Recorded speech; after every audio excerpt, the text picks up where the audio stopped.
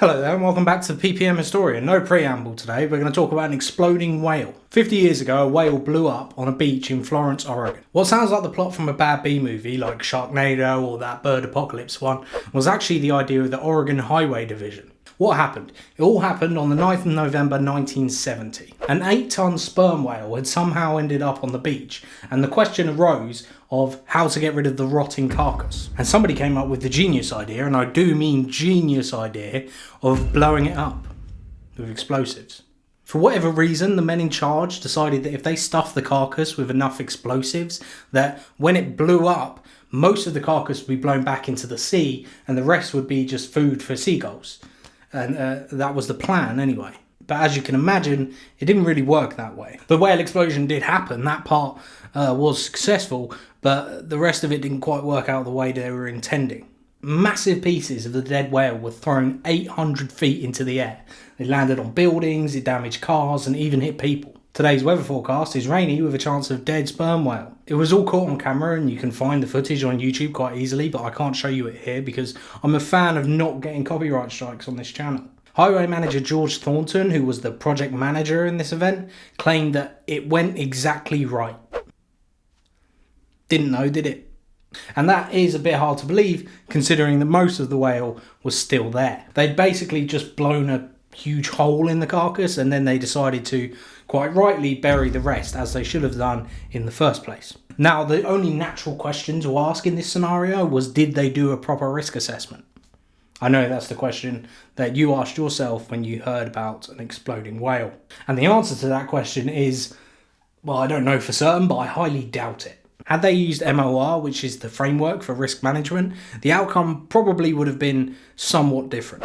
Let's look at MOR's 8 principles and see if the highway guys in charge of this event could have used any of them. My suspicion is they probably could. Aligns with objectives. Risk management needs to continually align with the objectives of an organisation. Well, the objective here was to get rid of a rotting dead whale, which isn't an objective that you have every day, but it was an objective on that day. But they probably could have caveated that objective without destroying anything or killing anyone. Always a good caveat to add to any objective. And if they had added this caveat to their objective, they probably would have taken advice from the experts who tried to guide them in the right direction, which would have led to them either using less explosives or setting a wider designated area for the explosion, or just not stuffing a dead sperm whale with explosives. That's always an idea. Fits the context. Risk management is designed to fit the current context. So what's the context here that you need to understand? Well, the overall external context is that there's a dead, smelly, rotting whale carcass on a beach. Were there any official regulations for dealing with a whale carcass on a beach? I'm not sure, but there is now.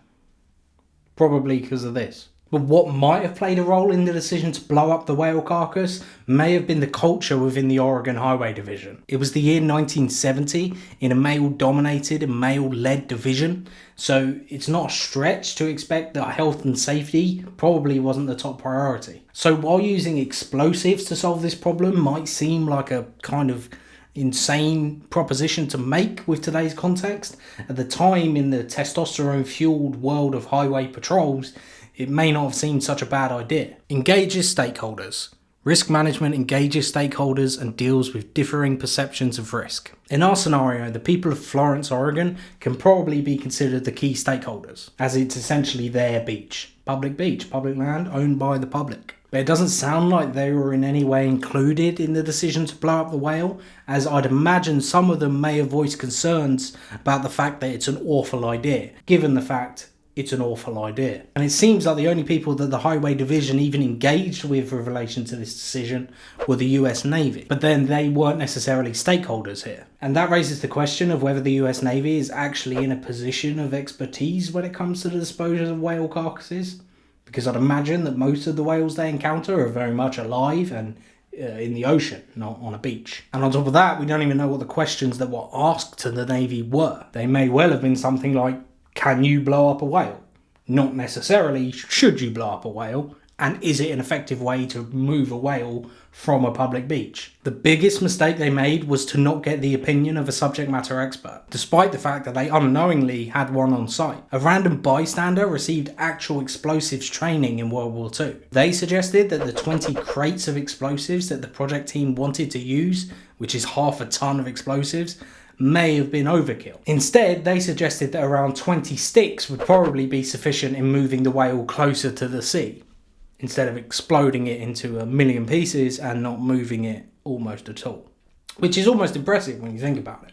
They also made the point that in order to blow the whale into small enough pieces that it would no longer be an issue, they'd actually have to use a lot more than that. Which is advice I'm actually glad they didn't take, because they probably would have taken out half of Oregon and its highways and its beaches. But project manager George Thornton, that is his name, I don't know why I'm doing that around his name. Project manager George Thornton dismissed this expert advice, and he said to reporters, "Well, I'm confident that it will work. The only thing is we're not sure how much explosives it will take to disintegrate this thing." Now, I have nothing to add. He essentially has just said that he didn't know what was going to happen, but he was sure it would be fine. It's explosives, not Lego. Provides clear guidance. Risk management provides clear and coherent guidance to stakeholders. Now, they did ask those present to move behind the sand dunes in order to be safe, but that's really it. That's kind of all they did. Let's move on. Informed decision making. Risk management is linked to and informs decision making across the organisation. Now, in reality, the team probably had 3 options when it came to moving this whale carcass. Option 1 was to leave the whale to decompose naturally, which is not the greatest idea because you can kind of imagine the stench and the sight on a public beach. Not to mention the health and safety concerns that may come with having a huge mound of rotting flesh on a public beach. If anything, it's unsightly. But this was the 70s, so that probably wasn't even a concern. Option 2 was to chop it up and bury it, which isn't the nicest job considering it's one of the largest mammals on the planet, but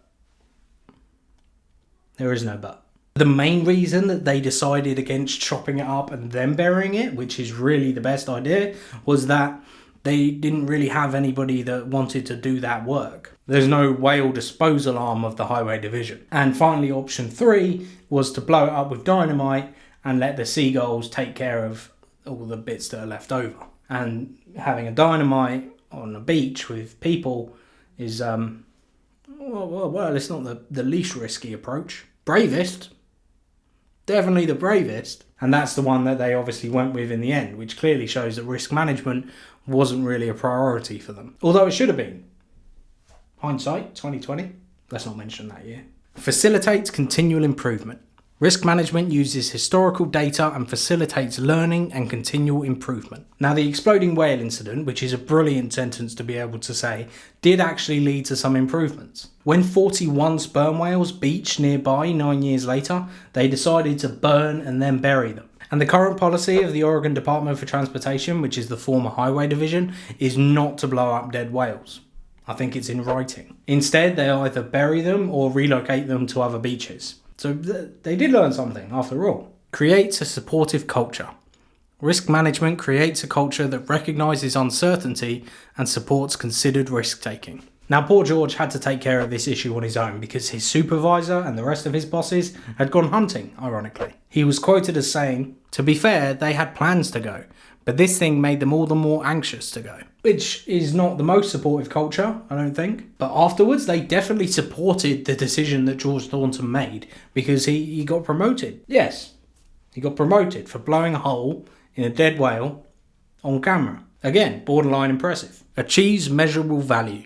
Risk management enables achievement of measurable organisational value. Looking at the Oregon Highway Division as the organisation here, they definitely achieved something.